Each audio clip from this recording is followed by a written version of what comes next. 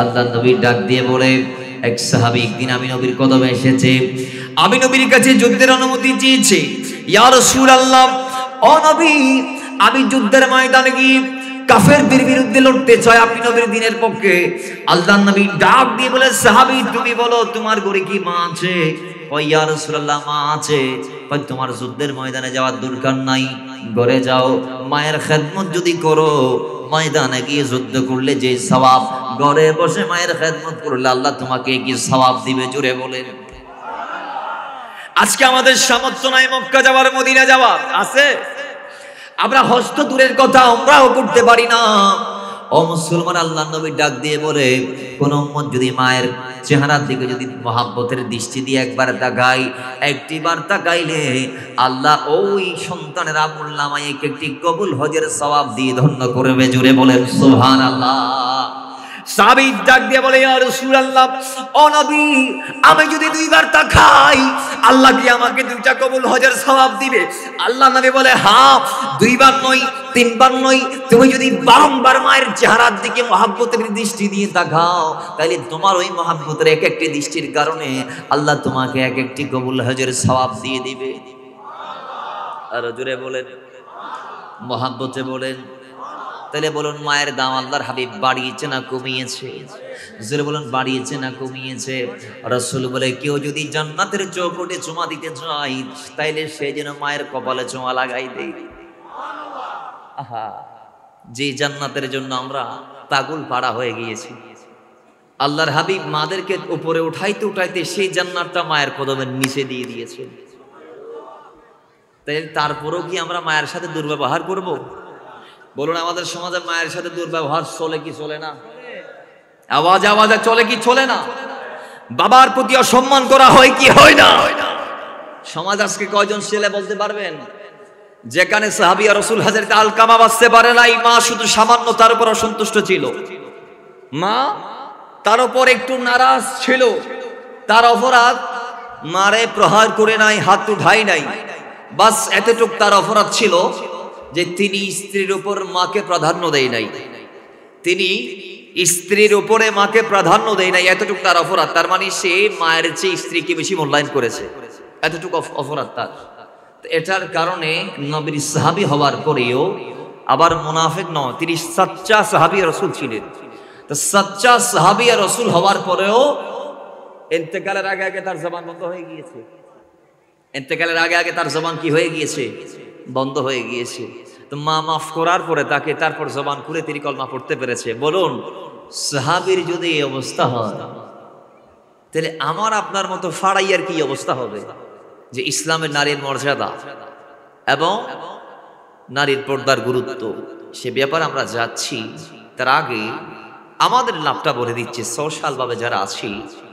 আল্লাহ বলছেন, আমার নবী যাওয়ার আগে তোমরা ছিলা জাহান্নামী।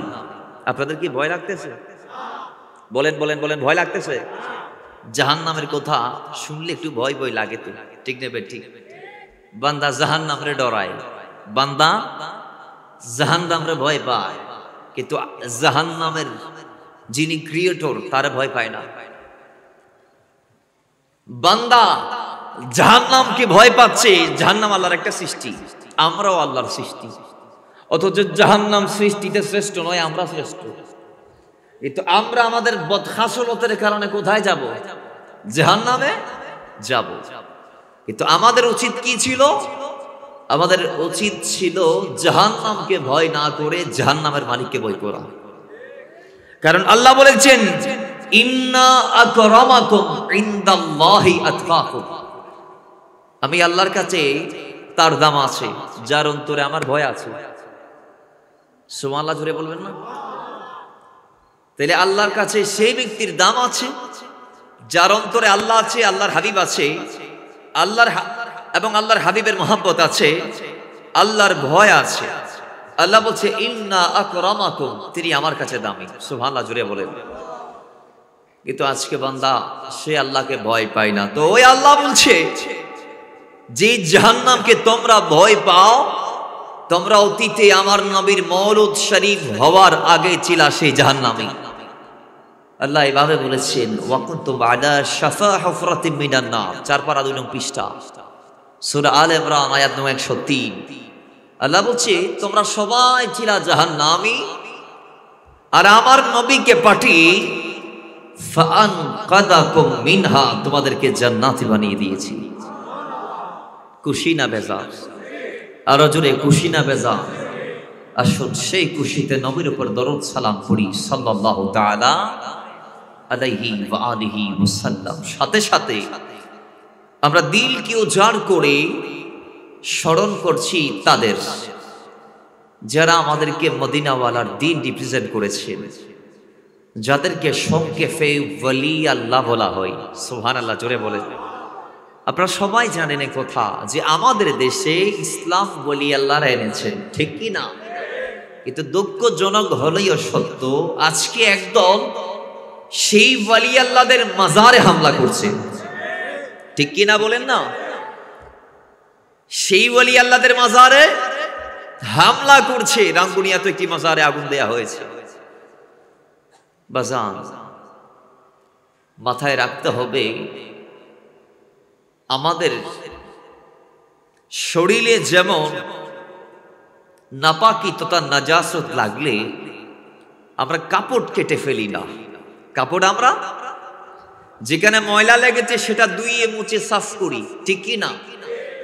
গায়ে যদি মশা লাগে, গায়ে যদি কোনো নাপাকি জিনিস লাগে, আমরা কি চামড়া কেটে ফেলি নাকি ওইটা পরিষ্কার করি? যেটা লেগেছে ওইটা কি করি? তো আমাদের সমাজীয় কোনো মাজারে যদি ইসলাম বহির্ভূত কোনো কাজ হয়, তাহলে আমরা মাজার ভাঙবো না, আগুনও দেব না, ওই মাজার থেকে ইসলাম বহির্ভূত কাজগুলা যারা করছে তাদেরকে দূরীভূত করব, ঠিক কিনা বলেন? আহলে সুন্নাত ওয়াল জামাত হক, কোন বন্ড সুন্নি জামাতের ভিতর নাই। আর যারা সুন্নিয়তের ব্যানার থেকে ভণ্ডামি করছে, মাথায় রাখবেন সুন্নিয়তের সাথে তাদের কোনো সম্পর্ক নাই। কথা বলেন ঠিক কিনা? আল্লাহ আমাদের বোঝার তৌফিক দান করুন। কিন্তু যারা মাজারে আগুন দিচ্ছ, যারা মাজারে হামলা করছো, প্রস্তুতি নাও। আল্লাহ বলেছেন মান আদালি ওয়ালিয়ান ফাকাদ আযানতুহু বিল হারাম। যারা আল্লাহর ওলিদের বিরুদ্ধে, আল্লাহ তাদের বিরুদ্ধে যুদ্ধ ঘোষণা করেছেন। দেখুন, আল্লাহর বিরুদ্ধে যুদ্ধের প্রস্তুতি নাও না তোমরা। দেখি নমরুদ ফেরাউন কতক্ষণ টিকেছে। যদিও তোমাদের এই ধারণা নাই, তোমরা প্রস্তুতি নিচ্ছ। আল্লাহ ছাড় দিলেও ছেড়ে দেন না, মাথায় রাখবা। আল্লাহর বন্দর বিরুদ্ধে যদি কেউ শত্রুতা করে, আল্লাহ বলছে তার বিরুদ্ধে আমি আল্লাহ যুদ্ধ ঘোষণা করলাম। তাহলে আল্লাহর দর আছে না নাই? জোরে বলুন, আছে না নাই? আল্লাহ তাদের বোঝার তৌফিক দান করুন। এখনো সময় আসছে, আল্লাহ তাদের তওবার মাধ্যমে ফিরে আসার তৌফিক দান করুন। মাথায় রাখবেন, আল্লাহর ওলি যাদের রওজা ভেঙেছেন, এগুলো আগামীতে নির্মিত হবে আগের চেয়ে আরো বৃহৎ পরিসরে। আগে নরমাল টাইলস ছিল, হয়তো এখন মার্বেল পাথরের টাইলস হবে, ঠিক না বেটি? কারণ কি? কারণ একটাই, ফাদকুরুনি আযকুরকুম ওয়াশকুরুলি ওয়ালা তাকফুরু।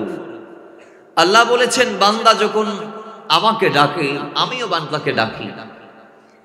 তো আল্লাহ, আমরা তোমাকে ডাকি আল্লাহ আল্লাহ বলে, তো তুমি কি বান্দা বান্দা বলে জিকির করে কয় না? তো এটার ব্যাখ্যায় মুফাসসিরগণ বলেছেন এইভাবে, যখন আল্লাহ বান্দা জমিনে আল্লাহ আল্লাহ বলে বলে আল্লাহর স্মরণ করে করে হায়াত গুজার করে জমিন থেকে বিদায় নেই, তো বান্দার ইন্তেকালের পরে আল্লাহ ওই বান্দার স্মরণের ব্যবস্থা করে দেয়। জোরে বলেন না সুবহানাল্লাহ।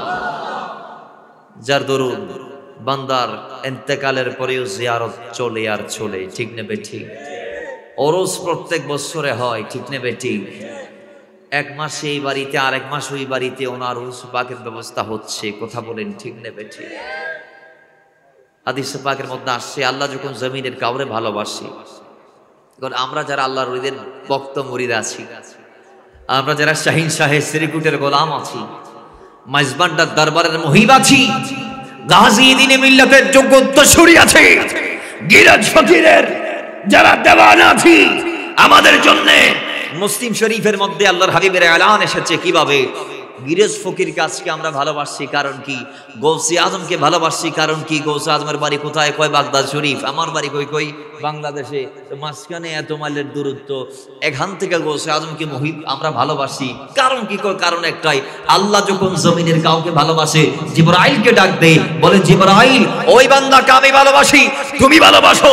তখন জিবরাইল সেই বান্দাকে ভালোবাসা শুরু করে দেয়, যাকে আল্লাহ ভালোবাসে তাকে। তখন জিবরাইল যখন ওই বান্দাকে ভালোবাসে, তখন সেই সামায়ে দুনিয়াতে যায়, ফেরেশতাদেরকে ডাক দিয়ে বলে, আয় ফেরেশতারা, আল্লাহ অমুক বান্দাকে ভালোবাসে, আমি তোমাদের সৈয়দ লিডার, আমিও ভালোবাসি, তোমরাও তাকে ভালোবাসো। এখন ফেরেশতারা যখন তাকে ভালোবেসে ফেলে, তখন ফেরেশতারা জমিনে যায়, গিয়ে আল্লাহর বান্দাদেরকে ডাক দেয়, হে আব্দুল্লাহরা, হে আল্লাহর বান্দারা শোনো, ওই জমিনের আব্দুল কাদের জিলানী, গরিব নওয়াজ, তৈয়ব শাহ কিবলা কাবা, আহমদুল্লাহ মেজবান্ডারি, গাজী দিনমীর ইমাম শেরে বাঙ্গালা, ইমাম হাশিমি, আল্লামা নাইমি, হুজুর গিরাজ ফকির রহমাতুল্লাহ আলাইহি, হয় ওনাকে আল্লাহ ভালোবাসে, জিবরাইল ভালোবাসে, আমরা ভালোবাসি, তোমরাও জমিনের কিছু ব্যক্তি আমরা তোমাদেরকে চুজ করলাম, যাদের অন্তরে না চাহিতে ওই গিরজ ফকিরের মোহাম্মত ফেরেশতারা ঢুকিয়ে দিয়েছে, যার দরুন তোমরাও ভালোবাসো।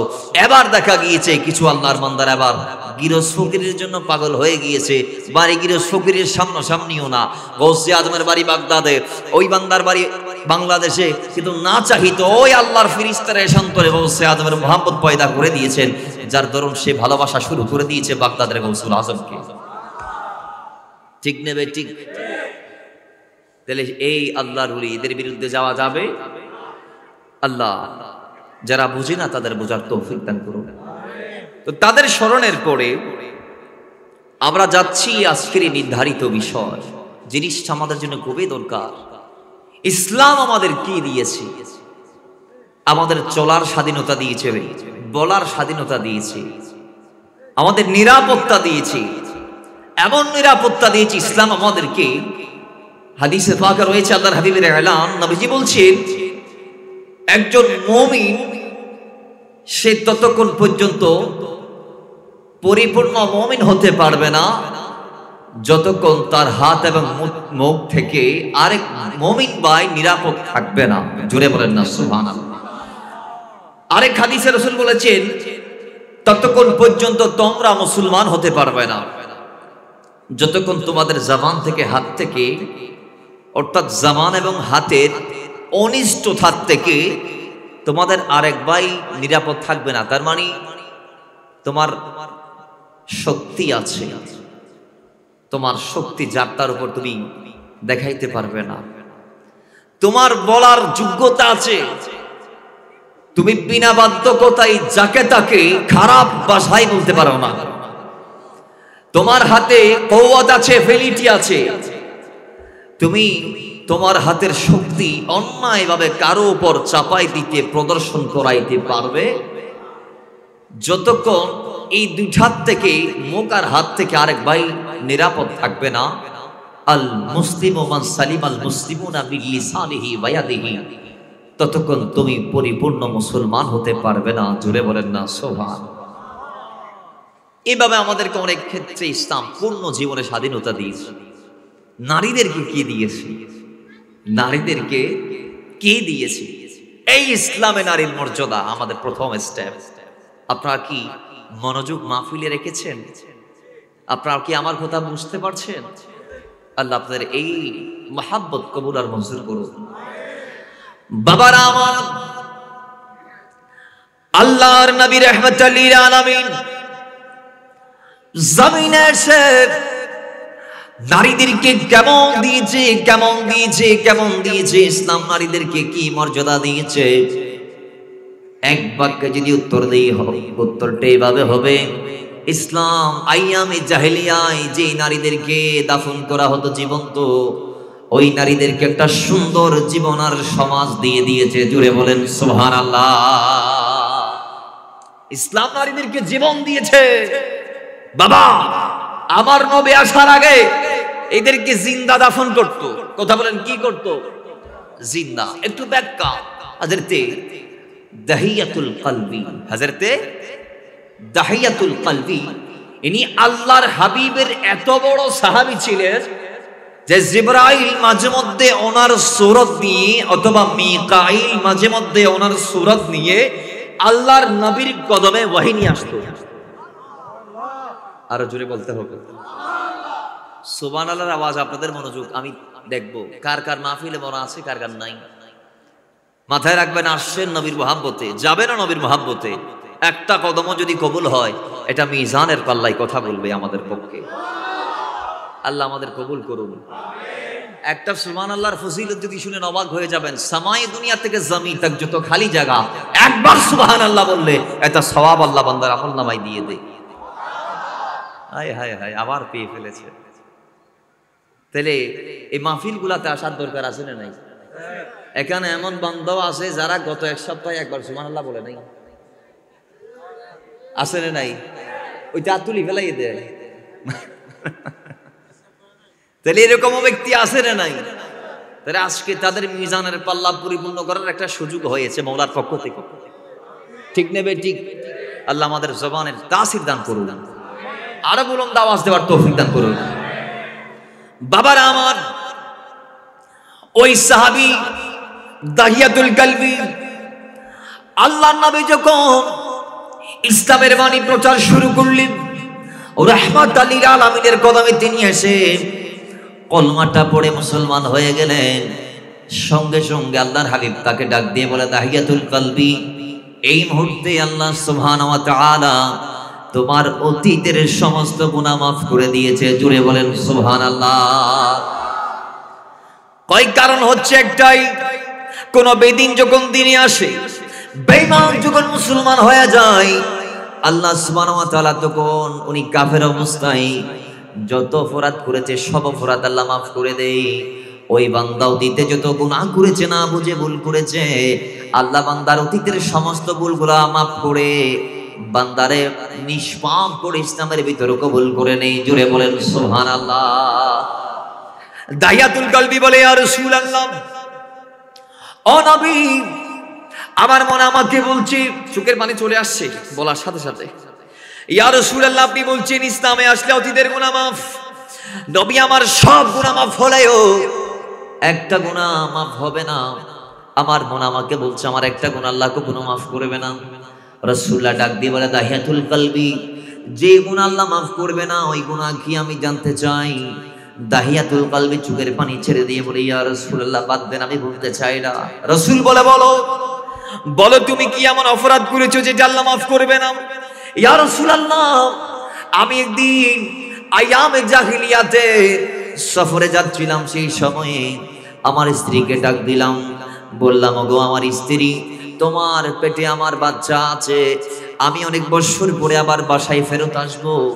এই বাচ্চাটা যদি মেয়ে হয়ে জন্মায় তাহলে তাকে তুমি রাখবা না, তাকে তুমি জীবন্ত মাটির নিচে পুঁতে ফেলবা কিংবা শ্বাসরুদ্ধ করে হত্যা করবা। আর যদি ছেলে হয় আরবের অলিতে গলিতে খবর দিয়ে দেবা, ডাকডুল পিটিয়ে মিষ্টি বিতরণ করবা। এটা স্বামী হিসেবে আমি তোমাকে ওসিয়ত করে গেলাম। জোরে বলেন নাউজুবিল্লাহ। ছেলে হলে ডাকডুল পিটায় মিষ্টি বিতরণ, এলাকা এলাকা খবর দিবা। মেয়ে হলে জীবন্ত মাটির নিচে পুঁতে ফেলবা। ওসিয়ত একটাই। দাহিয়াতুল কলবি বলে, আমি চলে গেলাম। 4টা বছর পরে ব্যাক করলাম। 4 বছর পরে আমার ঘরে এসে আমি দেখতে পাচ্ছি একটা সুন্দর ফুটফুটে মেয়ে সন্তান দেখা যাচ্ছে। স্ত্রীকে জিজ্ঞেস করলাম, ওগো আমার অর্ধাঙ্গিনী, বলো এটাকে? এটা তোমার সন্তান। এর হত্যা করো নাই কেন? কত নিষ্ঠুর বাবা ছিল দেখেন। এর মারো নাই কেন? কই স্বামী আমার, আমি মারতে পারি নাই, বিবেক আমাকে বাধা দিয়েছে। দেখো একটিবার দয়ার নজর মেয়ের দিকে দাও, দেখো তার চেহারা পূর্ণিমার চাঁদের মতো সুন্দর। তার চেহারার সৌন্দর্য দেখে আমি বিমোহিত হয়ে তাকে দাফন করতে পারি নাই, বরং তার নাম রেখেছি জামিলা, সুন্দরী। জোরে বলেন সুবহানাল্লাহ। সৌন্দর্য দেখে নাম দিয়েছি সুন্দরী, জামিলা। আল্লাহ বলেছেন, ইন্নাল্লাহা জামিলুন ওয়া ইউহিব্বুল জামাল। জামিল আল্লাহর একটি নাম, আল্লাহর একটি সিফাতি নাম হচ্ছে জামিল।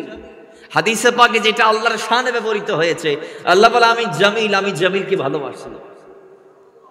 সুবহানাল্লাহ রাঙ্গুনি আর কুমরাত নাই তো, এরা আরো বড় করে হন না বা। তাহলে স্ত্রী বলছে, আমি তার সৌন্দর্য দেখে তাকে হত্যা করতে পারি নাই। রাত হয়েছে, একদিকে তাহিয়াতুল কালবি শুয়েছে, অন্যদিকে তার স্ত্রী, মাঝখানে সন্তান। মাঝখানে আমরাও এরকম শুই কি শুই না? বলুন বলুন বলুন, শুই কি শুই?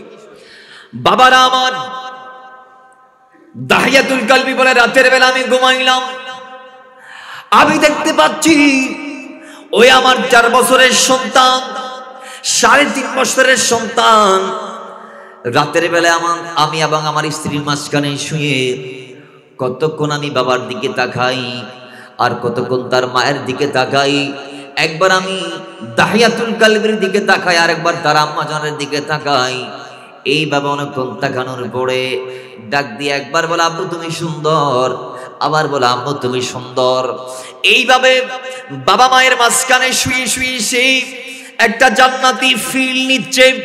ও মুসলমান, একটু বলে দাহিয়াতুল কালবির অন্তরটা নরম হয়ে গিয়েছে তোলার মতো। তিনি বলে যেই সন্তান 4টা বছর জন্মের পর থেকে আমার দেখে নাই, ওই সন্তানটা একদিন আমার এত মহাব্বত করছে, এই সন্তানটার আমি দাফন করতে পারবো না। যদিও আরবের জমিনে মারাত্মক একটা কুপ্রথা জারি আছে, মেয়ে হলে দাফন করে দিবা মাটির নিচে। এই সিস্টেমের বশবর্তী আমি হতে পারবো না, তার কাছে যাইতে পারবো না, অথবা এই সিস্টেম আমি পালন করতে পারবো না। এই কথা বলে তিনি সিদ্ধান্ত নিয়ে নিলেন। দেখা যায় একটু পরে তাকে শয়তান আবার নাড়া দিয়েছে, কয় দাহিয়াতুল কালবি কালকে যখন সকালবেলা হবে, এই মেয়ে যখন তোর সাথে বাড়ির বাইরে যাবে, তোর হাত যখন সেই দৌড়ে রাস্তা দিয়ে চলবে, আরবের মানুষ তোরে বোকা মনে করবে, তোরে হতভাগা মনে করবে, তোরে কপাল পোড়া মনে করবে। কারণ ওই আইয়ামে জাহেলিয়াতে যাদের কন্যা সন্তান হতো তাদেরকে কপাল মন্দ ভাবা হতো, তাদেরকে কপাল পোড়া ভাবা হতো, এদেরকে বদনসিব ভাবা হতো, এদেরকে মূর্খ ভাবা হতো, বোকা ভাবা হতো। দাহিয়াতুল কালবি সেই লজ্জায় বয়ে সিদ্ধান্ত নিয়ে নিল, যাই হোক কাল সকাল হবে, সূর্য উঠবে, এই সন্তান আমি রাখবো না, নিজের হাতে জীবন্ত দাফন করবো। জুড়ে বলেন নাউজুবিল্লাহ। সিদ্ধান্ত নিয়ে নিয়েছে, সকাল হয়েছে। বাবা দাহিয়াতুল কালবি বলছেন, আমি আমার স্ত্রীকে বললাম আমার সন্তান জামিলাকে সাজিয়ে দাও। ওই হযরত ইসমাঈল আলাইহিস সালামকে যেভাবে কোরবানি দেওয়ার জন্য পরিপাটি করে নিয়ে যাওয়া হয়েছিল, কই আমার মেয়েকে খাবার দাও। খাবার দিয়েছে। মা বলে কোথায় নিয়ে যাবেন? আমি তাকে নিয়ে ঘুরতে যাব। 4টা বছর আমার সন্তানকে আমি দেখি নাই, বাবা হিসেবে আমার মায়া কান্না হচ্ছে। আমি আমার সন্তানকে নিয়ে যাব, বাইরে ঘুরতে যাব। এটা হচ্ছে একটা পলিসি অবলম্বন করেছিলেন তিনি সেদিন। তো নিয়ে গিয়ে একটা কোরআন নিলেন, নিয়ে জঙ্গলের পার্শ্বস্থ গেলেন, পাহাড়ের পাদদেশে গেলেন, গর্ত খনন শুরু করে দিলেন। মেয়ে জামিলা ডাক দিয়ে বলে আব্বাজান গর্ত কার জন্য? বাবা বলে মা একটু পরে তুমি বুঝবা গর্ত কি জন্যে। বাবা পুরো গর্ত খনন করে উপরে উঠে গিয়েছেন। দাহিয়াতুল কালবি গর্ত খনন করা অবস্থায় তিনি বলছেন, ইয়া রাসূলুল্লাহ, সেদিন গর্ত করতে করতে আমার চুলে আর দাড়িতে যখন ধোলা লেগেছিল, আমার এই জামিলা কন্যাটা আমার চুলের দাড়ির ধুলাবালিগুলা নিজ হাত দিয়ে পরিষ্কার করে দিয়েছিল। ইয়া রাসূলুল্লাহ, ওগো আল্লাহর হাবিব, একটু পরপর আমার কন্যা এসে জিজ্ঞেস করছে, বাবা গর্ত কার জন্য, কি জন্য গর্ত খনন করছো? আমি আমার সন্তানকে ভুলিয়ে বালিয়ে বলেছি, মা তুই যা পরে যান। পুরো গর্ত আমি খনন করলাম। এবার ডাক দিলাম জামিলা দিকে আয়। জামিলা এসেছে। এসে বললাম দেখ মা গর্ত। তিনি দেখতে দেরি, ধাক্কা দিয়ে বাবা সেখানে তাকে ফালালেন। ফালাতে দেরি উপর দিক দিয়ে মাটি চাপা শুরু করে দিলেন। তখন জামিলা ডাক দিয়ে বলে, আব্বা আমাকে কেন মারছো? আমার কি অপরাধ? মেয়ে হয়ে তো আমি জন্ম নেই নাই, মওলা তো আমাকে পাঠিয়েছে। বাবা তোমার যদি আমাকে বোঝা মনে হয়, আমাকে দিয়ে দাও, বাইরে কোথাও বিক্রি করে দাও, আমি কারো গোলাম হয়ে থাকবো। তুমি বাবার কাছে কোনোদিন যাবো না বাবার পরিচয় নিয়ে। সমাজে যদি আমার কারণে তোমার স্যার নিচু হয়, আমি কোনোদিন তোমাকে বাবা বলে পরিচয় দিব না। আর আমার মা এই কথাটা জানতে পারলে অত্যন্ত কষ্ট পাবে। বাবা বিশ্বাস করো, 3 থেকে 3.5 বছর আমি মাকে বারবার জিজ্ঞেস করেছি, মা আমার বাবা নামক জাতটা কোথায়, আমি দেখতে পাচ্ছি না কেন? 3.5 বছর অপেক্ষার প্রহর গোনার পর গত রাতে তুমি আসলা। আজ সকাল সূর্য উঠতে না উঠতে তুমি আমাকে এই উজরত দিচ্ছ, বিনিময় দিচ্ছ। বাবা মাই তো এমন কোন অপরাধ করি নাই যার কারণে আমাকে জীবন্ত দাফন দেয়া হচ্ছে। তখন দাহিয়াতুল কলবি বলে, ইয়া রাসূলুল্লাহ, এত কথা আমার মেয়ে আমাকে বলেছে, আমার মনটা নরম করতে পারে নাই।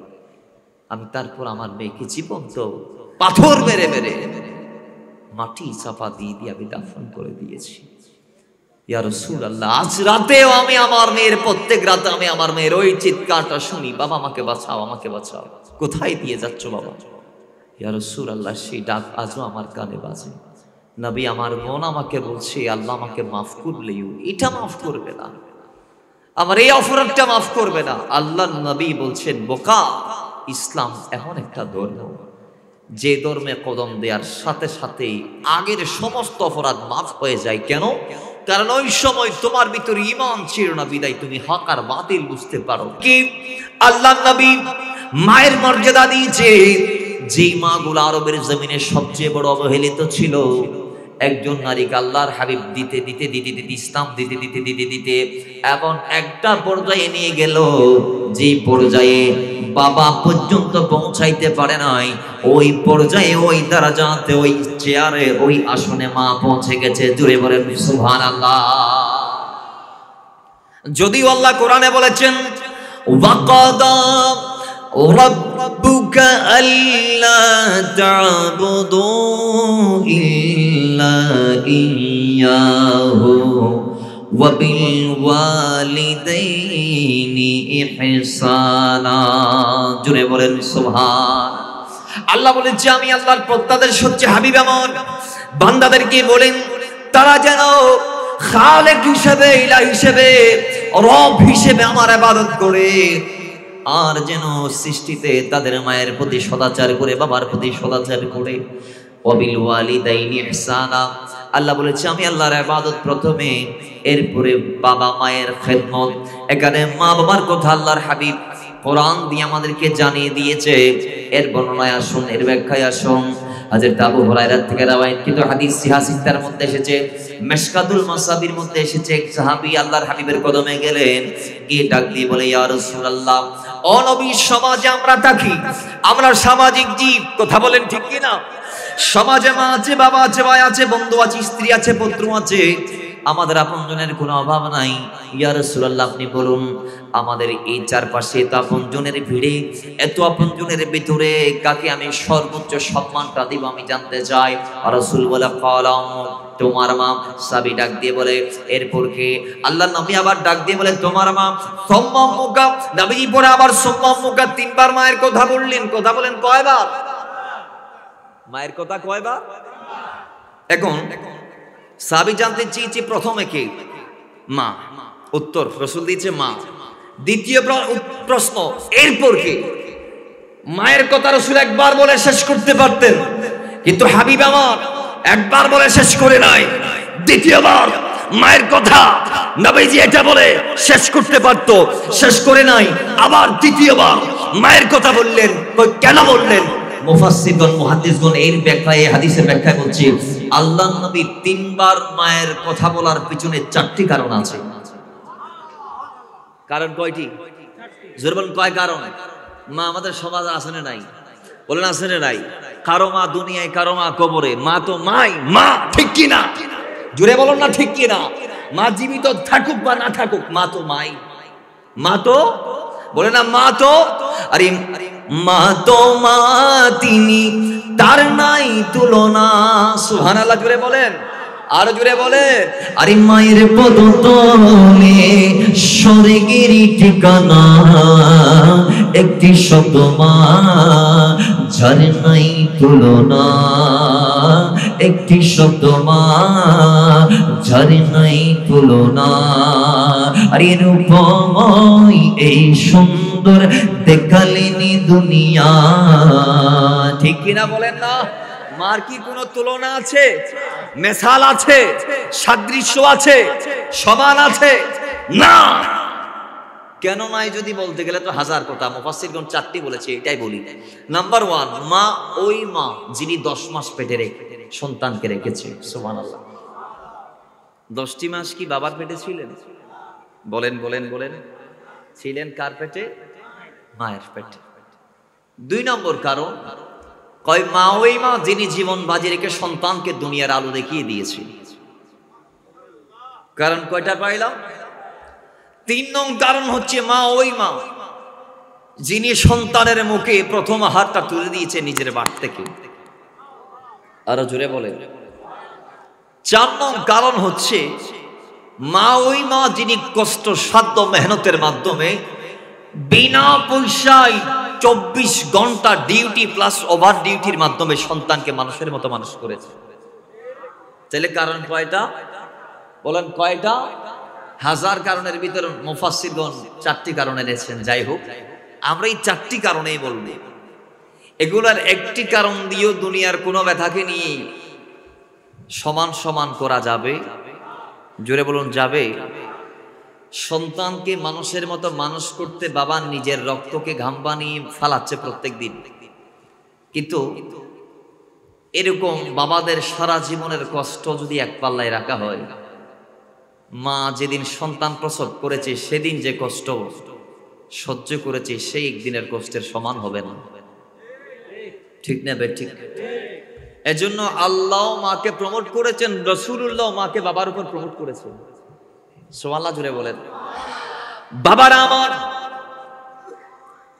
শুধু এতে শেষ নয়, এমন ভাবে আল্লাহর নবী মায়ের শানকে বাড়িয়েছে, এক পর্যায়ে রাসূলুল্লাহ হাদিসে পাকের মধ্যে বলে দিয়েছেন, ইন্নাল জান্নাতা তাহাতা আকদামিল উম্মাহাত, মায়ের কদমের নিচে বান্দা তোমার জান্নাতকে আল্লাহ রেখে দিয়েছে। এই কথা বলা শেষ করে নাই, আল্লাহর নবী ডাক দিয়ে বলে, এক সাহাবী একদিন আমি নবীর কদমে এসেছে, আমি নবীর কাছে যুদ্ধের অনুমতি চেয়েছে। ইয়া রাসূলুল্লাহ, ও নবী, আমি যুদ্ধের ময়দানে গিয়ে কাফেরদের বিরুদ্ধে লড়তে চাই, আপনি নবীর দ্বীনের পক্ষে।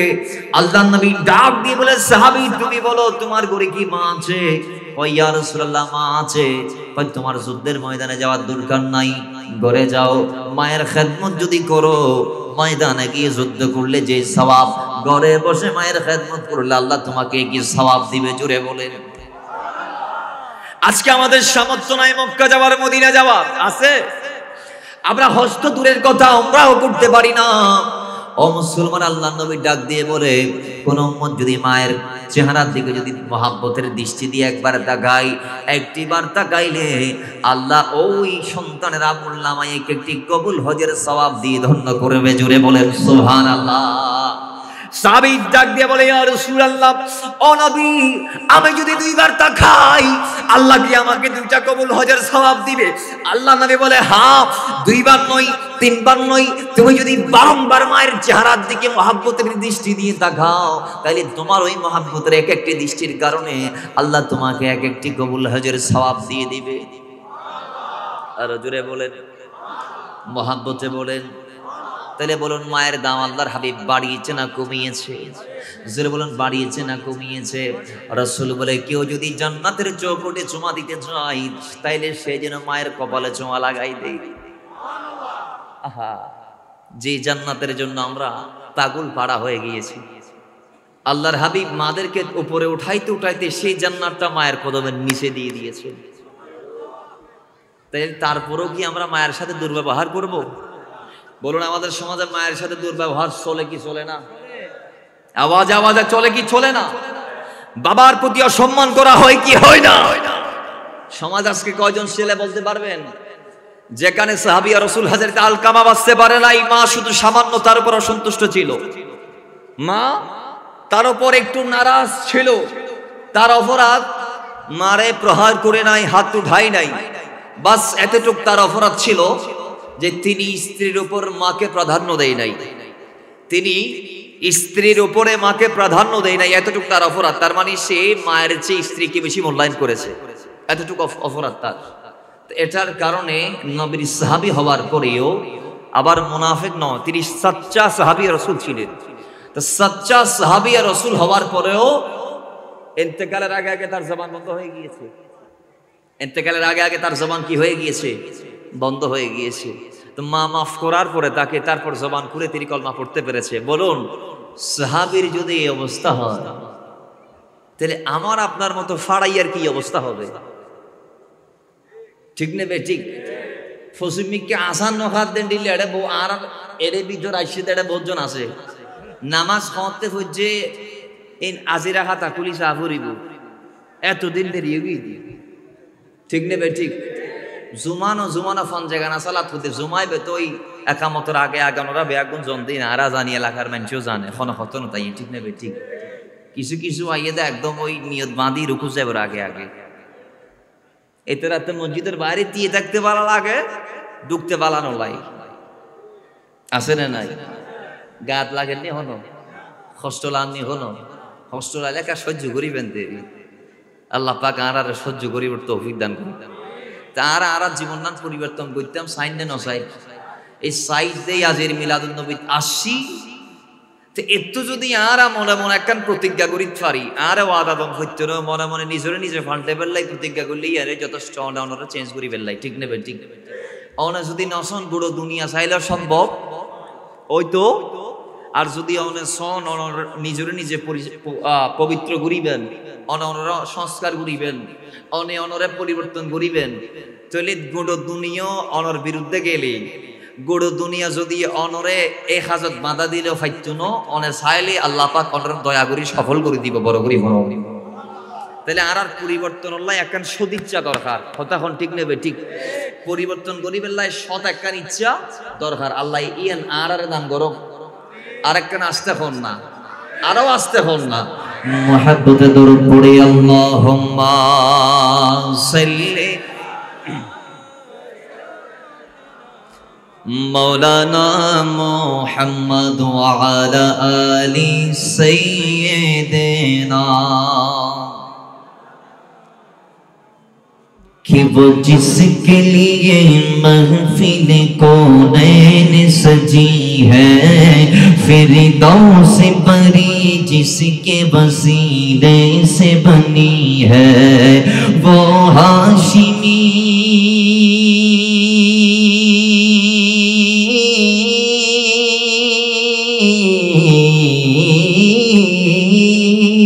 کہ وہ ہاشمی کی مدنی قل عربی ہے وہ میرا نبی میرا نبی میرا نبی ہے وہ میرا نبی میرا نبی میرا نبی ہے وہ میرا نبی ہے وہ میرا نبی ہے وہ میرا نبی ہے وہ میرا نبی ہے وہ ذات کے جو مظہر لولا کلمہ ہے جو صاحب رف شب معراج ہوا ہے اسرار ایمان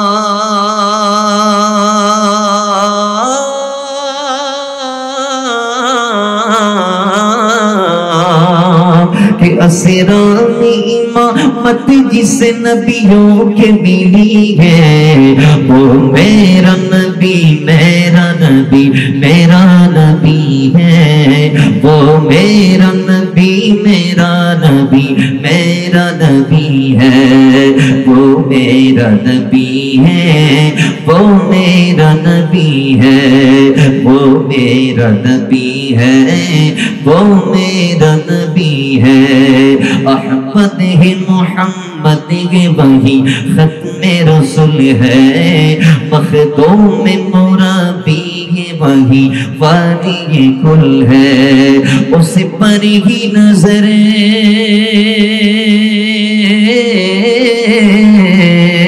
اس پر ہی نظر سارے زمانے کی لگی ہے وہ میرا نبی میرا نبی میرا نبی ہے وہ میرا نبی میرا نبی میرا نبی ہے بولی نا میرا نبی ہے وہ میرا نبی ہے وہ میرا نبی ہے وہ میرا نبی ہے مزمل یاسین مدثر طہا کیا کیا نئی القاب سے مولا نے پکارا بولی نا سبحان اور ایک تو جورے بولی نا سبحان اللہ अशकरा है मुज़म्मिल यासीन मुदस्सिर तोहा क्या क्या नई अलकाब से मौला ने पुकारा क्या शान है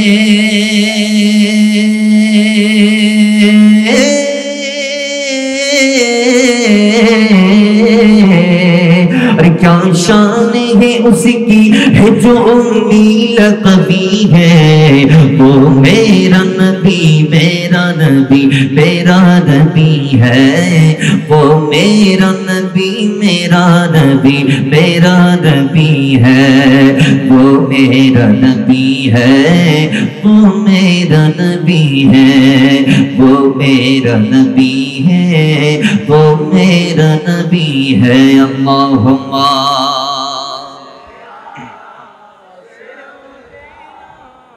मौलाना मुहम्मद वाला अली सैयदना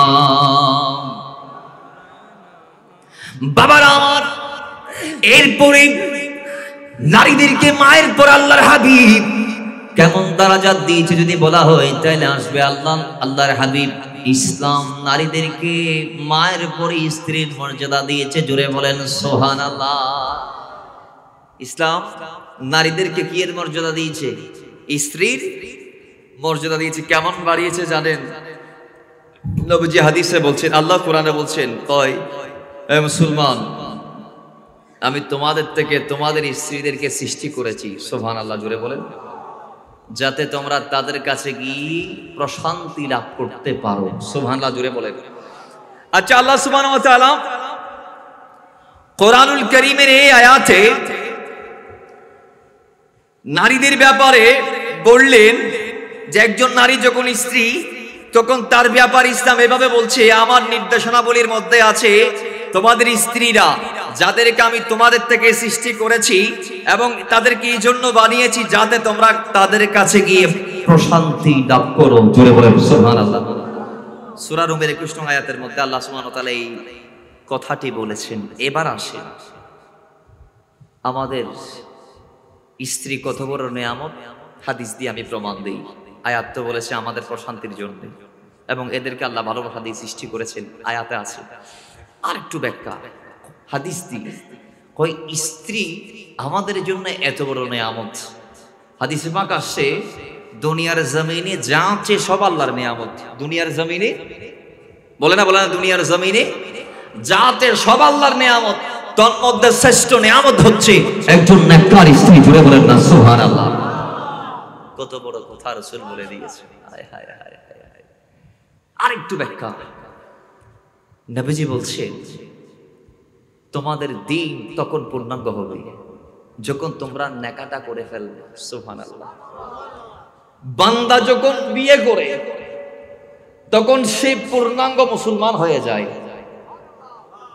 তার দিনটা পূর্ণ হয়ে যায় দিনের পূর্ণতা পায় রাসূলুল্লাহর হাদিসের দ্বারা নেকাহের মাধ্যমে সুবহানাল্লাহ জুড়ে বলে নবীর হাদিস আমাদেরকে জানা দিচ্ছে দিনের পূর্ণতা পায় নেকাহের মাধ্যমে যারা নেকা করে তাদের দিন পূর্ণ হয়ে যায় সুবহানাল্লাহ জুড়ে বলে বাবারা আমার এছাড়াও আল্লাহর হাবিব আমাদেরকে বলেছেন সেই স্ত্রী যেটা তোমাদের এত বড় নিয়ামত ওই স্ত্রী তোমাদের দাসী নয় বাদী নয় ওই আইয়ামে জাহেলিয়ায় স্ত্রীদেরকে যেভাবে ভোগ বিলাসের পণ্য সামগ্রী ভাবা হতো সেইভাবে ভাবা যাবে না মনে রেখো তোমার স্ত্রী রাসূলুল্লাহ বিদায় হজের ভাষণে বলছেন আয় উম্মত তোমার স্ত্রী তোমার দাসী নয় তোমার বাদী নয় সে তোমার অর্ধাঙ্গিনী সুবহানাল্লাহ জুড়ে বলেন সে আপনার আমার কি অর্ধাঙ্গিনী শরীরের অর্ধেক অংশ শরীরের অর্ধেক তাদের প্রতি জুলুম করা যাবে বেইনসাফি করা যাবে কিন্তু না আজকে সমাজ চলতে গিয়েছে হাদিসে পাকে এটাও আসছে স্ত্রীরা কম বুঝবে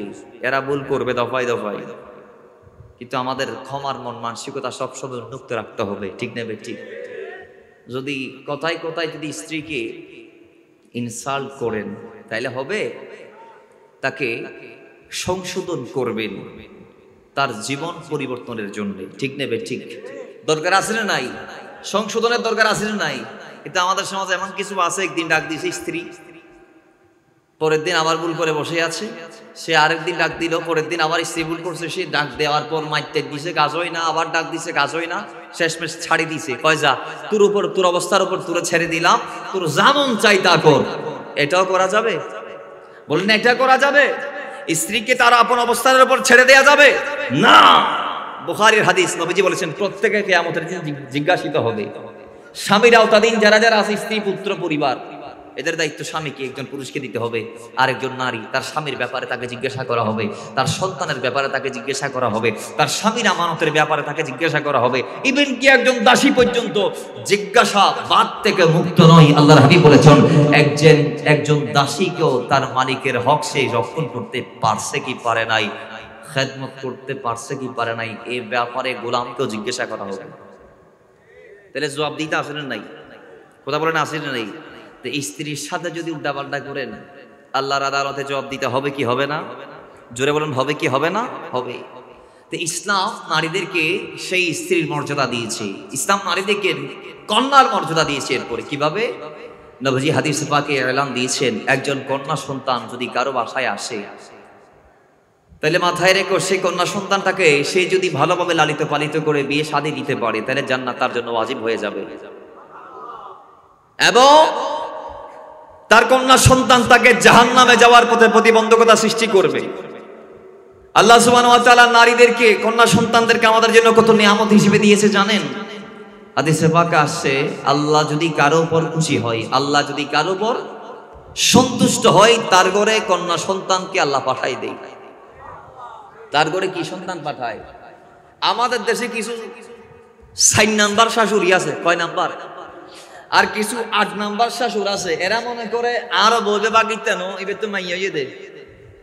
নাউজুবিল্লাহ 4 বার বলেন, আরো জোরে বলেন, আরো জোরে বলেন, আরো জোরে বলেন। বলুন ছেলে আর মেয়ে দেই কে? বলুন বলুন ছেলে আর মেয়ে দেই কে? এখানে বউ জামাইয়ের কোনো হাত আছে? বলেন বলেন এখানে আমাদের কারো কোনো হাত আছে? বাস মাসলা ক্লিয়ার। এখন আমাদের ওই মূর্খ শাশুড়িগুলা বলে আমাদের বইটা ভালো না, আমার যার ধরুন 1টা 2টা 3টা মাইয়া হইছে, আমার ফোলার তারপরে ফোলা হচ্ছে না, এরকম বলে আসলে নাই।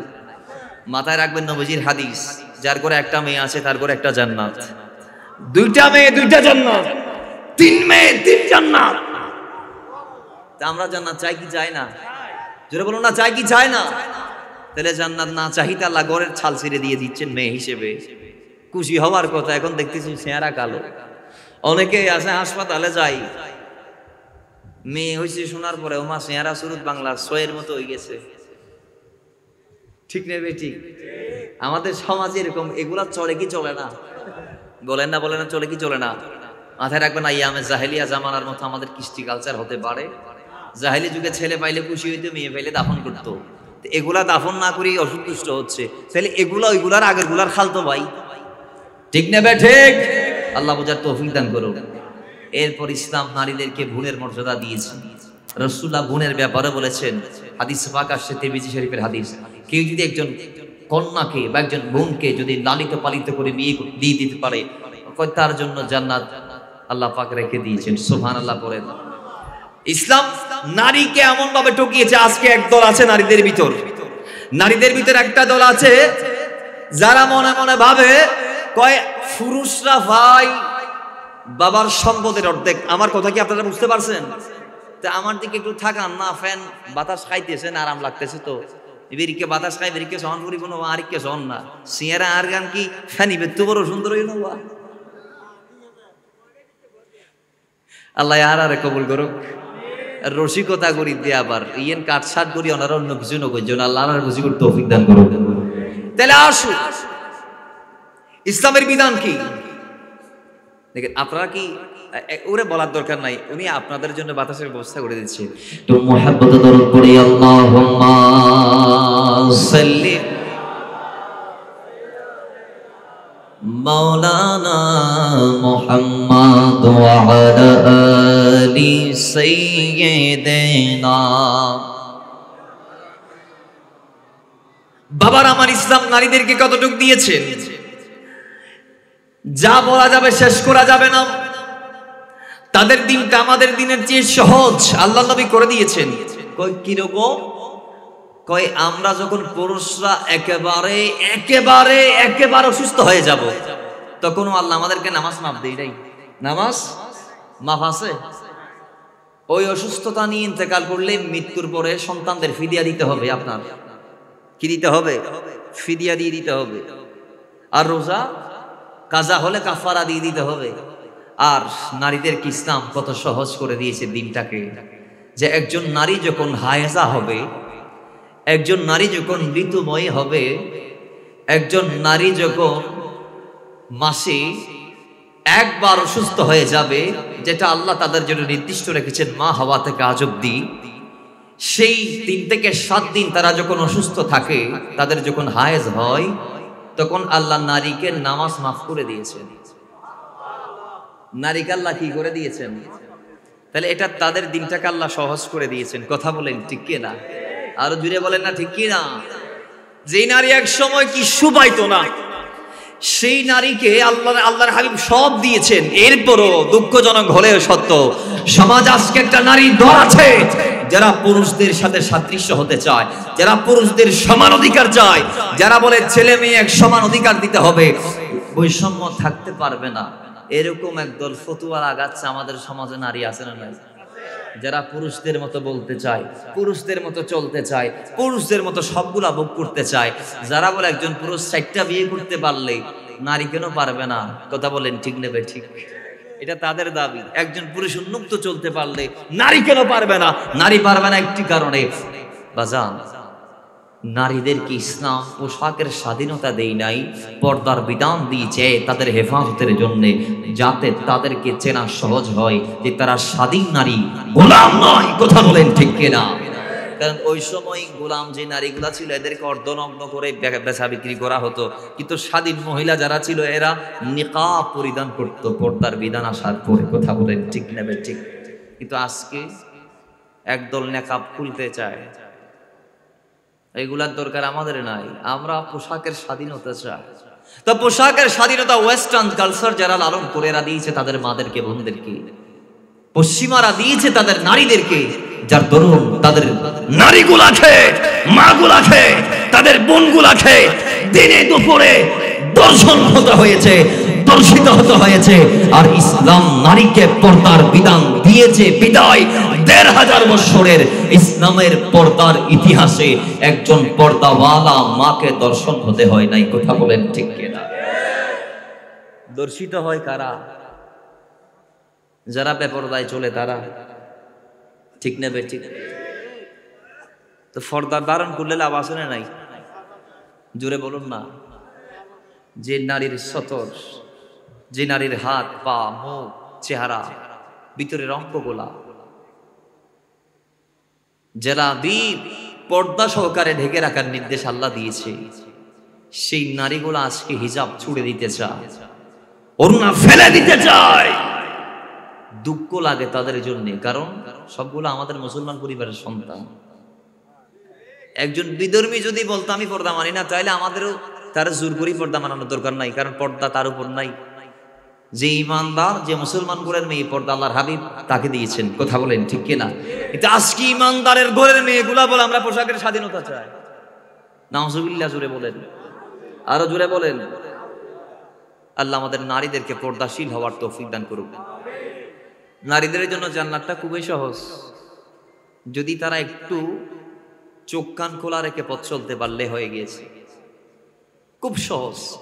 তো ওই নারীদের ভিতরে একদল বলে আমরা পুরুষের এই বিধান যেটা তাদেরকে আল্লাহ দিয়েছে, যে বাবার সম্পদের পুরুষ যে পরিমাণ পাবে একজন সন্তান নারী হিসেবে জন্ম নিলে সে পুরুষের অর্ধেক পাবে। তার মানে ভাই পাবে 2 গুণ, বাবার সম্পদের বোন পাবে 1 গুণ। তারা এটা নিয়ে কি করে? অনীহা প্রকাশ করে। তাহলে আমি বলবো, মা আপনি হক পাবেন 4 দিক দিয়ে। সুবহানাল্লাহ, জোরে বলেন। কয় দিক থেকে? ফারায়েজ এখানে আলেম ওলামারা আছেন। একজন নারী 4 দিক থেকে সম্পদের মালিক হয়। নাম্বার 1 বাবার। কার? বাবার। নাম্বার 2 হচ্ছে স্বামীর। কার? নাম্বার 3 হচ্ছে সন্তানের। কার? বলে না, বলেন না কার? সন্তানের। নাম্বার 4 হচ্ছে ভাইয়ের। সুবহানাল্লাহ, জোরে বলেন। ভাই যদি মারা যায়, ভাইয়ের যদি কোনো ছেলে সন্তান না থাকে, তাহলে ওই ভাইয়ের ইন্তেকালের পরে তার সম্পদের একাংশের মালিক কার? বোন। সুবহানাল্লাহ, বাড়ি যায় হবেন দেরি না, বাড়ি যায় হইন সুবহানাল্লাহ। তাহলে ইসলাম নারীদেরকে সম্পদের মালিক বানিয়েছে কয় দিক থেকে? জোরে বলুন, কয় দিক থেকে? 7 দিক থেকে। সেই নারীরা যদি আপত্তি করে যে আমরা কেন আমাদের ভাইদের সমান সমান পাবো না, এটা কি মেনে নেওয়া যায়? সে পাবে বাবার থেকে, আর তুমি পাবা 4 দিক থেকে। সুবহানাল্লাহ, জোরে বলেন। তাহলে দাম কম না বেশি? জোরে বলুন না। তাদেরকে আল্লাহর হাবিব কম দিয়েছে না বেশি দিয়েছে? বেশি দিয়েছে। তাই বলা আবার জামাইয়ের সমান সমান। এখন অনেক মা মনে করতেছে তো আরা জামাইয়ের উদ্দি পাল্লাই বহুত মাইন্ড দিলে মনে করেন না না না, আর রিজালু কাওয়ামুনা আলান নিসা, আমাদের পুরুষরাই শ্রেষ্ঠ নারীদের থেকে। জুড়ে বলেন সুবহান। নারীদের উপর ক্ষমতাবান হচ্ছে স্বামীরা, পুরুষরা। সুবহানাল্লাহ, জুড়ে বলেন। ও মুসলমান, এই ইসলামে নারীদেরকে এত প্রমোট করার পরেও, এত মর্যাদা দেওয়ার পরেও আজকে আমার দেশের মুসলমানদের মেয়েগুলা, বোনগুলা, স্ত্রীগুলা, মাগুলা দেখা যায় বেপরদাই বাড়ির বাইরে যায়, পর্দাকে ছেড়ে দিয়ে ওই আইয়ামে জাহেলিয়াই নারীরা অর্ধনগ্ন হয়ে পাতলা কাপড় পরে টাইট ফিট নিজের অঙ্গভঙ্গি বডি প্রদর্শন করে যেভাবে বাড়ির বাইরে যায়, আজকের সমাজও দেখছি সেইভাবে কিভাবে ওই আইয়ামে জাহেলিয়ার মতো বাড়ির বাইরে যায়। কথা বলেন ঠিক কিনা? সমাজে তাদের সংখ্যা আছে না নাই? কম না বেশি? জুড়ে বলেন, কম না বেশি? অনেক নারী বুরকা পরে, এত টাইট বোরখা এত শরীরের অঙ্গ দেখা যায়। এগুলো তো পরা না পরা সমাজ। আচ্ছা, আজকের সমাজ আমার নারীগুলা যে পোশাকগুলা পরছে, এগুলা কি একটাও ইসলামী পোশাক? 3 পিস কি ইসলামী পোশাক? মা ফাতেমা কি 3 পিস পরছিল? মা আয়েশা পরছিল? মা খদিজা পরছিল? আজীব ব্যাপার। আজকে দেখা যায় আমাদের সমাজে মুসলমানদের ঘরে এগুলো আপনাদের জন্য ফরজ আমি মনে করতেছি। এই আর ওয়াজের মূল থিমস ইন ব্যাক ইন হইতে প্রথম বিষয়, দ্বিতীয় বিষয় বেমেইল এবে আর আল্লাহ দরকার কেন? আজি আর আদাস বিয়ে শাদী অনুষ্ঠানও তারা দেই দিয়ে একটা জিনিস, বিয়ে হয় আমাদের সবার, বাজার করতে অনেক সময় বড় যায় কি যায় না? যাচ্ছে। বলুন, শাড়ি দিয়েছেন 5টি, 3 পিস দিয়েছেন 5টি, আমাকে একটা দলিল দেখা যে শাড়ি ইসলামী পোশাক অথবা 3 পিস ইসলামী পোশাক। শাড়ি কি ইসলামী পোশাক? বলেন না ভাই। না আলেম ওলামারা পাশে আছে তো, হলে হ্যাঁ তারা আগে বলবে আপনাদের। 3 পিস এই ইত্যাদি ইত্যাদি শাড়ি, এগুলা কি ইসলামের পোশাক? আমাদের নারীরা শাড়ি পরে, ব্লাউজ পরে কি পরে না? এতটুক গলা দেখা যায়, খাতে এতটুক কোলা, এদিকে পেটের নিচে বাস দেখা যায়। নাউজুবিল্লাহি মিন যালিক। এগুলা কি ইসলামী পোশাক? 3 পিস আমাদের নারীরা পরে, টিস্যু কাপড়ের 3 পিস, ভেলভেট কাপড়ের 3 পিস, জর্জেট কাপড়ের 3 পিস। এগুলা রাসূল পাক বলেছেন, আল্লাহর কসম, নবীজি 13,000 বছর আগে বলেছে, উম্মত এমন একটি দিন আসবে যেদিন আমার উম্মতের নারীরা পোশাক পরেও উলঙ্গ থাকবে। উম্মত, এই হাদিস আমাদেরকে জানান দিচ্ছে কিয়ামত খুব সন্নিকটে। যেহেতু আজকের পৃথিবীতে, আজকের সমাজে আমরা দেখছি নারীরা পোশাক পরার পরে উলঙ্গ, তাদের শরীর দেখা যাচ্ছে। কথা বলেন ঠিক কিনা? পোশাক পরে গা দেখা যায়, হাত দেখা যায়। ওমা, আবার ওই নারী নেটের 3 পিস না আনলে রাগ করি ঈদের দিন ভরাইও না আবার, ঠিক নেবে ঠিক। ইন আবার মার্কেট যাবে স্বাধীনতা তো আয়। রাসূলুল্লাহ বলেছেন, ওয়াকারনা ফি বিয়ুতিকুন্না ওয়ালা তাবাররাজনা তাবাররুজাল জাহিলিয়াতিল উলা। খবরদার, ওয়াকারনা ফি বিয়ুতিকুন্না, তোমরা ঘরে থাকবা। কোথায়? বলেন না কোথায়? নারী থাকতে চাই বাজারে, মার্কেটে, ঠিক না বেঠিক? ভাই এনে দিচ্ছে, তার মন পূর্ত হয় না। স্বামী এনে দিলে বলে তোমার রুচি নাই, বাবা আনলে বলে আপনি 1990 মডেলের 3 পিস, এটা কি জন্য আনছেন? বাবারে বলতেছে। মাথায় রাখবেন নারীরা, যাই দিন ভালো, যে দিন আসছে ইচ্ছে। 90 সালের নারীরা ফুরফুরায় জান্নাতে যাবে, আর 24 সালের গুলা গা গুঁড়া এড়ায় যাবে জান্নাতে চাইতে। ঠিক না বেঠিক? মাতন না আর আর সমাজও তারা নারীরও তো যা দেখির এক কথাই। আল্লাহর কসম, আল্লাহর কসম, আল্লাহর কসম, রসুলে পাক এই ধরনের সমাজ বিনির্মাণ করার জন্য জমিনে আসে নাই, আসে নাই, আসে নাই। আজকে দেখছি একদল স্বইচ্ছায় বেপরদায় চলে, আরেক দল আছে স্বামীর কারণে বেপরদায় চলতে বাধ্য। কিছু নারী আবার বালা বালা আছে, খারাপ নয়, ওইটা রাখত না আরা ফর্দা শহীদ যাই মারা বড় বাড়ি যেতে ফর্দা করছিলাম, যেভাবে ফর্দা করছি এইভাবে আরা ফর্দা রাখতাম চাই। কিন্তু স্বামী অল অ্যান্ড ডিসকুমার রাখা স্বামী কোয়ালা জুটছে আল্লাহ দিলি, ওই স্বামী ওরি তুই বোরখা তোর হাঁকা আর নদীস আর খালতো ভাইয়ের বিয়ে যাই দি একখানা সুন্দর করে সাজি ফারি মুখখান দর করে কুলিয়ে রে শাড়ি একখানা দামি বিকে ভরি হুন্ডার পিছন দি বস, বোরখার দরকার নাই। ঠিক নেবে ঠিক যাতে কথা তুলে দেই না মেঞ্চে সুনাম করে আর বার মাথা যে উর্মিক করি যায়। আসলে নাই বিশেষ করে বিদেশত্ব নাই যারা বিয়ে করে, ঠিক এটা এতেরা হুন্ডার ফুদা তুলি বাবুরে খালতো বাড়িতে গেলে মতো ব্রেক মারি, এই তোমার ভাবি আছে না নাই, এগুলা জালেম, এরা দাইয়ুস। নবীজি বলেছেন খবরদার এই উম্মত তোমার সামনে তোমার উপস্থিতিতে তোমার স্ত্রী যদি বেপরদায় চলে তুমি বাধা দাও, যদি বাধা না দাও প্রতিহত না করো তাহলে তুমি দাইয়ুস। মনে রেখো দাইয়ুস কোনোদিন জান্নাতের সুঘ্রাণও পাবে না। দাইয়ুস জান্নাতে যাবে তো বউরা সারি দেন, আরো ছেড়ে দেন। মাথায় রাখবেন আপনি আপনার জান্নাতটা হারাচ্ছেন বউকে ছেড়ে দিয়ে দিয়ে। ঠিক নেবে ঠিক। আমি হাদিস বলেছি প্রত্যেকে জিজ্ঞাসিত হবে কিয়ামতের দিন, ভাই জিজ্ঞাসিত হবে তুমি তোমার বোনকে হেফাজত করতে পেরেছো কি না, ঠিক কি না? সারি দিছেন বোন বেপরদায় চলতেছে, রাতের 12টা বাজে বোন সেটিং করে, আপনি দেখার পরও না দেখার বান্ধবী বসে আছেন, চিন্তা করতেছেন আইতেরে ডাক দিলি তা আটটা বলি দিবে। ঠিক নেবে ঠিক। তাহলে বাবাও দেখার পরে ডাক দিছে, কয় কার সাথে কথা বলেছ? কয় আমার বন্ধু। বাবাও কিছু বলে না, বাবা মনে করছে কয় বন্ধু বান্ধবের সাথে কথা বলা মনে হয় জায়েজ আছে ইসলামে। বাবারাও ফতুয়াতে তো ভাই ফতু দিয়ে তার কোনো দরকার আছে না?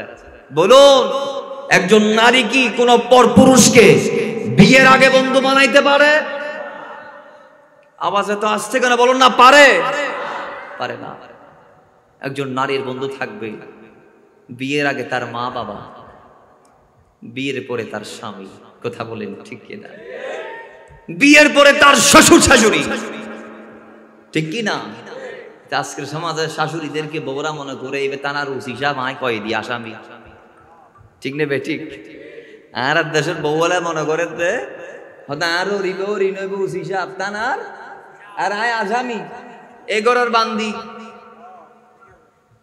আর আমাদের শাশুড়িরা মনে করতেছে কয় এত রোগ্য খন আজকে নাই আর ঘর সিঁড়ি খালখাড়ি কুবির আনলাম দে কেন ঘর ঢুকাইলাম দে। হায় হায় হায় হায়, যে যার যার জায়গা থেকে আমরা 2 নাম্বারই করছি মুসলমান। মুখে দেখলে শাশুড়িরে সালাম দেয়, শাশুড়ি বলে ওয়ালাইকুম সালাম। পিছনে যাই বলতেছে তোর মদ কান হতে মরবি দে হতে তুমি আর শান্তি পাইম দে হতে, ঠিক নেবে ঠিক। এগুলো আমি চিরন্তন সত্য বলছি, আজকের সমাজ এরকমই চলছে। আজকে মুসলমান যে যার জায়গা থেকে 2 নাম্বারই করছে। ভাই হয়ে ভাইকে ধোঁকা দেয়, সন্তান হয়ে বাবাকে ঠকায়, বাবা হয়ে সন্তানকে ঠকাচ্ছে, স্বামী স্ত্রীকে ঠকায়। আজকের পৃথিবীতে স্ত্রীকে স্বামী ঠকায়। কথা বলেন ঠিক কিনা? দুনিয়াটা আজকে পরিবর্তন হয়ে গিয়েছে। ভালো মানুষের সংখ্যা দিন দিন কমে যাচ্ছে। আজকের পৃথিবীটা মোহাব্বত শূন্য হয়ে যাচ্ছে। রাসূলুল্লাহ যে মোহাব্বত দেওয়ার জন্য জমিন এসেছিলেন, আল্লাহর কোরআন বলছে ওয়াজকুরু নি'মাতাল্লাহি আলাইকুম ইয কুনতুম আ'দাআন ফাআল্লাফা বাইনা কুলুবিকুম ফাআসবাহতুম বিনি'মাতিহি ইখওয়ানা। কয় এক সময় তোমরা শত্রু ছিলা, নবী গিয়ে তোমাদেরকে মোহাব্বত দিয়ে শত্রুর থেকে ভাই বানিয়ে দিয়েছে। আজকে দেখছি ওই ভাইয়ের থেকে আবার আমরা শত্রু হয়ে যাচ্ছি, ঠিক না ভাই ঠিক? নাহলে এক ভাই আরেক ভাইয়ের সাথে 10 বছর 15 বছর কথা কেমনে বলে না? হ্যাঁ, একটা দেওয়াল কয় দেওয়ালি মা আরেক খুলে লইম তুলে খুলে লইম বদ্দা আর বাপ তোমার আগি খদের দেওয়ালি মা আরেকটি দিয়ে ফেলা শোনা অথবা দুই ভাইয়ের সীমার মাঝ দুই গাম গাছ উঠছে খদি বেতা আর বাপ হরুইয়ে হয়তো তুতু তো ফোয়া নয় অসড় বা এই বেকে না লই আর ফুজিও আমতাম খাইতে পারে ভান তো ইচ্ছা হত না কি বিয়ে নগজম না তুই কি ফুয়াশান হবো না ইতারা কি অনুসুইব না আমরা সামান্য স্বার্থ জলাঞ্জলি দিতে রাজি না এক ভাইয়ের বিরুদ্ধে আরেক ভাই শত্রুতা করি এক ভাইয়ের আরেক ভাই মারার হেঁচর দোকানের প্ল্যানিং করি হদ ইতারা কেন আটকায় দিকতারির ইতারা কেন আর যারা বাই ফুতল বড় ভাই এত ফাইন সোয়াইন বড়গি ইতারা বাপে বিয়া দে পে করিবার আগে ফাইন দিয়ে ছাঁচারলে বিয়া দে পে করতে আসলে নাই কথা কোন আসলে নাই কোথায় যাবেন সমাজটা আজকে এরকম হয়ে গিয়েছে মুসলমান আফসোস লাগে বলতে লজ্জা লাগে এগুলা কারণ এগুলো আমরাই করছি সমাজ মুসলমানরাই কারা রাসূলুল্লাহর স্বপ্নকে আমরা ধূলিসাৎ করে দিচ্ছি ইসলামের ব্যানার থেকে আল্লাহ আমাদেরকে পরিবর্তন করে দিন আরো জোরে বলেন বাবার আমার তো কোরআন বলছে ওয়াকরনা ফি বুয়ুতিকুন্না নারীরা তোমরা ঘরে থাকো এটার ব্যাখ্যায় হাদিস এসেছে কয়েকজন নারী যখন ঘরের থেকে বাইরে যায় তার গলার মধ্যে শয়তান পেঁচিয়ে থাকে সে যখন বেপরদাই বাড়ির বাইরে যায় আল্লাহ এবং মালায়েকা আল্লাহর সৃষ্টি জগতে যা আছে সবাই ওই নারীর উপর অভিশাপ দেয় যতক্ষণ না নারী বাসায় ফেরত আসে ঠিক না বেটে হাদিসে পাক আসছে ওই নারী জিনাকারিনী ওই নারী ব্যভিচারিণী যেই নারী স্বামীর অনুপস্থিতিতে পারফিউম ইউজ করে ঘরের বাইরে যায় সেই জিনাকারিনী সে ব্যভিচারিণী হাদিসে পাক অবিশ্বাসের কোনো সুযোগ নাই দুঃখজনক হলেও সত্য আজকের সমাজে আমরা দেখতে পাচ্ছি সেন্ট না মেরে বাড়ির বাইরে একটা মহিলাও যায় না ঠিক কিনা একটা নারীও সেন্ট নামের অথচ নারীরা কি এবার বলতে পারেন ওজন নারী হলে কি মারিব না মারি পারিব স্বামীর গরজ যাবার আগুন দিক বা স্বামী নিজের ঘরত আইব স্বামীর সামনে যাবে আগে নারীর পারফিউম প্রসাধনী ইউজ করতে পারিব ইয়া কিন্তু আর মাল আটা ময়দা মাখা শুরু করে দে ডাক্তার দাহেবেল্লা ফুয়ারে যার 8 ঘন্টা তুন প্রস্তুতি লইরে মাখামাখি শুরু হবি আর দেশত বিদেশি যারা আছে তারা ববলর এন্ডিল্লা দামি পারফিউম দে বিদেশি হলার বউ সেন মারি বাইরে হলে 0.5 ঘন্টা পরও এই জনপদ দেখিও আর ইসরায়েলিতে হইতে পারিব ইন্দি আর হনে ভাবি গেল ঠিক না বেটি এগুলা কি ভুলভাল বলছি আমি এক সময় আমরা দেখতাম পুরুষরা নারীদেরকে টিচিং করতো এখন মাদ্রাসা থেকে স্কুল থেকে কলেজ থেকে যাওয়া আসার পথে নারীরা পুরুষদেরকে র্যাগিং দিচ্ছে ঠিক কি না টিটকারি এখন পুরুষের মারা লাগে না নারীরা মারে সমাজ কোথায় গেছে আজকে দেখে হায় হায় হায় কোথায় চলে গেছে আজকের সমাজ তো এগুলার থেকে আমাদের নারীদেরকে হেফাজতের দরকার আছে না নাই আচ্ছা বাবা আমি যে কথাগুলা বলছি আপনারা এগুলার সাথে একমত কিনা এগুলা সমাজে চলতেছে কিনা আর আমাদের সমাজে এমন কিছু ফজিলতওয়ালা ছেলে আছে স্কুল ছুটি দেওয়ার আগে আগে স্কুলের দারোয়ানের দায়িত্ব তারা নিয়ে নেই জনপদের দারোয়ানের দায়িত্ব তারা নিয়ে নেই আছে না নাই মাথায় রাখবেন এক সাহাবী আল্লাহ নবীর কদমে গেলেন গিয়ে বলে ইয়া রাসূলুল্লাহ আমি জিনা করতে চাই আমাকে জিনার অনুমতি দেন হত্তর কথা হইতে রনি এক সাহাবী রাসূলুল্লাহ দরবার যায় হতে ইয়া রাসূলুল্লাহ আমি জিনা করতাম চাই আর জিনার কি দন পারমিশন দন আল্লাহ আল্লাহ সাহাবায়ে کرام দাঁড়াই গেছে আশপাশে যেগুলো ছিল এই বেয়াদব কি হলি হারে হইছি আল্লাহ নবী রাসূল পাকের তুই কি হলি তো রাসূল পাক বলছে খামোশ তোমরা থামো আমি তাকে জবাব দিচ্ছি সুবহানাল্লাহ জোরে বলেন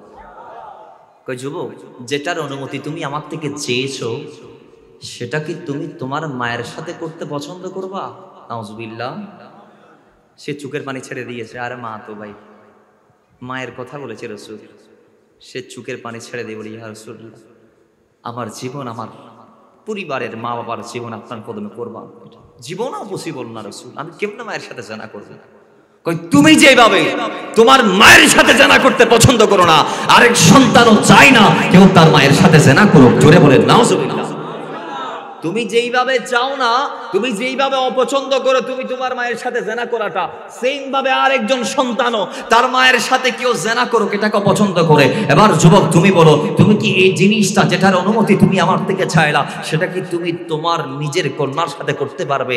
সে চিৎকার মেরে হাওমাও করে কেঁদে দিয়ে বলে, ইয়া রাসূলুল্লাহ, আমার জীবন, আমার মায়ের জীবন, বাবার জীবন, ফিদাকা আবি ওয়া উম্মি ওয়া রূহি, ইয়া রাসূলুল্লাহ, আপনার কদমে আমার জান, বাবার জান, মায়ের জান কোরবান। নবী, না, পসিবল না, পসিবল না, সম্ভব না। তুমি যেমন তোমার মেয়ের সাথে এই জেনাটা করাকে অপছন্দ নিয়ম মনে করো, আরেকজন সন্তানও, আরেকজন বাবাও তার কন্যার সাথে কেউ জেনা করুক এটাকে অপছন্দ করে। কথা বলেন ঠিক না ভাই? ঠিক। নবীজি এরপরে নিজের বোনের কথা বললেন, নিজের কালোর কথা বললেন, ফুফির কথা বললেন, এভাবে আসছে বর্ণনা। তাহলে বলুন, আপনারা যারা রাস্তার মোড়ে মোড়ে দাঁড়িয়ে ইফটিজিং করেন যুবকরা, মাথায় রাখবেন আপনার ঘরে একটা বোন আছে, এই নারী আপনার মায়ের জাতি। এরকম একটা নারীর নসল দিয়ে আপনাকে দুনিয়াতে আল্লাহ পাঠিয়েছেন এবং তার কদমের নিচে আপনার জান্নাত। আপনি আপনার মায়ের জাতিকে অসম্মান করতে পারেন? জোরে বলেন, পারেন? মাথায় রাখবেন, আপনারও একদিন বিয়ের পর একটা কন্যা সন্তান হবে। হবে কি হবে না? আপনি আরেকজনের কন্যার শ্লীলতা হানি করবেন, আপনার কন্যা কি সেফ থাকবে?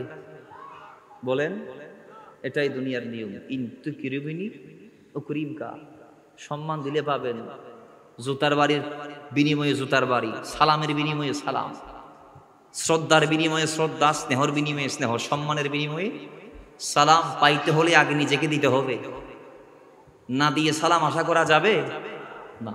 আল্লাহ আমাদের বোঝার তৌফিক দান করুন। আরো জোরে বলেন। এই পর্দার ব্যাপার আল্লাহ আয়াত নাযিল করেছেন কোরআনুল কারীমে সূরা নূরের 30 থেকে 31-এ। বড় চমৎকার কথা হচ্ছে, আমি এই আয়াত বলে শেষ করবো ইনশাআল্লাহ, সময় বেশি করা যাবে না। এই আয়াতও আল্লাহ প্রথমেই চক্ষু হেফাজতের কথা পুরুষদেরকে বলেছেন। সুবহানাল্লাহ, জোরে বলেন। আল্লাহ কি বলেছেন? কুল্লিল মুমিনিন, হাবিব আপনি বলুন মুমিনদেরকে। মুমিন কারা? যারা পুরুষ, আর মুমিনাত যারা নারী তারা। সুবহানাল্লাহ, জোরে বলবেন না? আল্লাহ বলছেন কুল্লিল মুমিনিন, হাবিব মুমিনদেরকে বলুন, ইয়াকুদ্দু মিন আবসারিহিম, তারা যেন তাদের দৃষ্টিকে নিচে রাখে, তারা যেন তাদের চোখকে কি রাখে? নিচে রাখে। আর আমাদের দেশের যুবকগুলা রাস্তা দিয়ে হাঁটে, দৃষ্টি গাছের উপর রাখে। ঠিক নেবে? ঠিক। কোন দিক দিয়ে সেতারা বানো হাঁটি যায়, কোন দিক দিয়ে তারা বানো হাঁটি যায়, কোন দিক দিয়ে জুলাখা বানো হাঁটি যায়, আমার যুবকগুলো এগুলাই দেখে। কথা কোন ঠিক নেবে? ঠিক। আল্লাহ যুবকদেরকে চক্ষু হেফাজত করার তৌফিক দান করুন।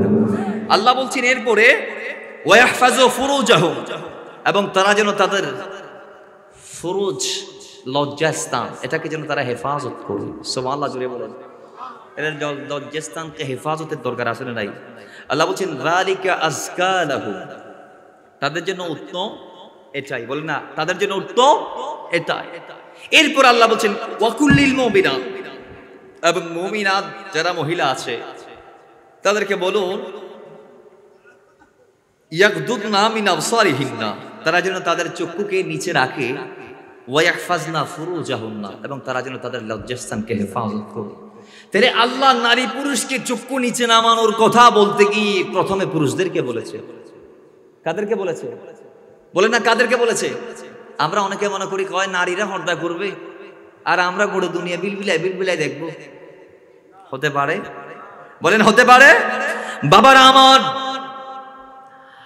রাসূলুল্লাহ হাদিসে পাকের মধ্যে এলান দিয়েছে, হে আলী, যখন কোন নারীর দিকে প্রথম দৃষ্টি পড়ে যাবে, প্রথম দৃষ্টিটা মাপযোগ্য, কিন্তু আলী দ্বিতীয় যে দৃষ্টি তুমি বা তোমরা দেবা সেই দৃষ্টি আল্লাহ মাফ করবে না, সেই দৃষ্টি মাপযোগ্য নয়, সেটা জিনার গুনাহ দিবে তোমাকে। নাউজুবিল্লাহ।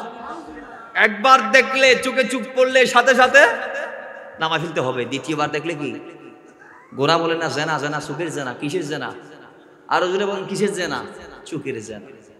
আর নারীদের সতর যেভাবে হেফাজতের কথা আল্লাহ বলেছেন, নারীদের পর্দা আল্লাহ যেভাবে দিয়েছেন, আল্লাহ তাদেরকে একইভাবে আওয়াজ ও পর্দার ভিতর রাখতে বলেছেন। নারীদেরকে আল্লাহ আওয়াজ ডেকে রাখার কথা বলেছেন, শরীর রাখার পাশাপাশি কিভাবে? আল্লাহর হাবিবের দরবারে হযরত আব্দুল্লাহ ইবনে মাকতুম, আব্দুল্লাহ ইবনে উম্মে মাকতুম আসলেন। তিনি অন্ধ সাহাবী ছিলেন। উনি কি সাহাবী ছিলেন? অন্ধ, চোখে দেখতো না। তিনি নবীজির কদমে আসছে, আল্লাহ নবীজির দুজন স্ত্রী পাশে ছিলেন। হযরত উম্মে সালমা রাদিয়াল্লাহু তাআলা আনহা এবং আরেকজন স্ত্রী ছিলেন। তারা দুইজন রাসূলুল্লাহর পাশে বসা, রাসূলুল্লাহর সঙ্গ তারা ত্যাগ করে নাই, পাশে বসা ছিলেন। তাদের দাবি ছিল যিনি আসছে উনি তো চোখে দেখে না, তিনি আমাদেরকে দেখতেছে না। এখন নবীজি বললেন, হে আমার স্ত্রীরা, আব্দুল্লাহ আসছে, তোমরা ভিতরে যাও নাই কেন? তোমরা পর্দার ভিতরে যাও, এটা আমি নবীর নির্দেশ। জোরে বলেন সুবহানাল্লাহ। ইয়া রাসূলুল্লাহ, কেন? তিনি তো চোখে দেখে না। ভাই তিনি চোখে না দেখলে কি হবে? তোমাদের তো চোখ আছে। তোমাদের বলে তিনি চোখে না দেখলে কি হবে? তোমাদের কি আছে? চোখ আছে। আর তোমাদের চোখে দেখা যেমন হারাম, কানে শোনাটাও, পরপুরুষের সাথে কথা বললেও পর্দার ভিতর থেকে পর্দা বজায় রেখে কথা বলতে হবে প্রয়োজনে। এখন আল্লাহ এজন্য বলে দিয়েছেন ওয়াকারনা ফি বুয়ুতিকুন্না, নারী তোমরা বাসায় থাকবা। এখন নারীরা বলবে, শেষ ফিনিশিং একদম, তো নারীরা বলবে আমাদের ছেলেদের অসুস্থতায় আমরা কি বাড়ির বাইরে যাইতে পারবো না ডাক্তার দেখানোর জন্য? হ্যাঁ, যাইতে পারবেন। আল্লাহ বলেছেন ওয়ালা তাবাররাজনা তাবাররুজাল জাহিলিয়াতিল উলা, যদিও যাইতে হয় যাও, তবে পর্দা যেন তোমার সাথে থাকে, পর্দা যেন তোমার সাথে থাকে। ওই ওয়ালা তাবাররাজনা তাবাররুজাল জাহিলিয়াতিল উলা, জাহিলি জামানায় নারীরা অর্ধনগ্ন অর্ধ উলঙ্গ হয়ে যেইভাবে বাড়ির বাইরে কদম দিত, সেইভাবে তোমরা কদম দিতে পারবে না। তোমরা যে মুসলমানদের নারী, তোমরা যে স্বাধীন, সেটার প্রমাণ দিবা পর্দার মাধ্যমে। কথা বলেন ঠিক কিনা? আরো জোরে বলুন ঠিক কিনা? আল্লাহ আমাদের নারীদেরকে পর্দা ধারণ করার তৌফিক দান করুন। আমরা পুরুষদেরকে চক্ষু হেফাজত করার তৌফিক দান করুন। আর সুন্দরী নবীকে সালাম দিয়া নবী সালাম।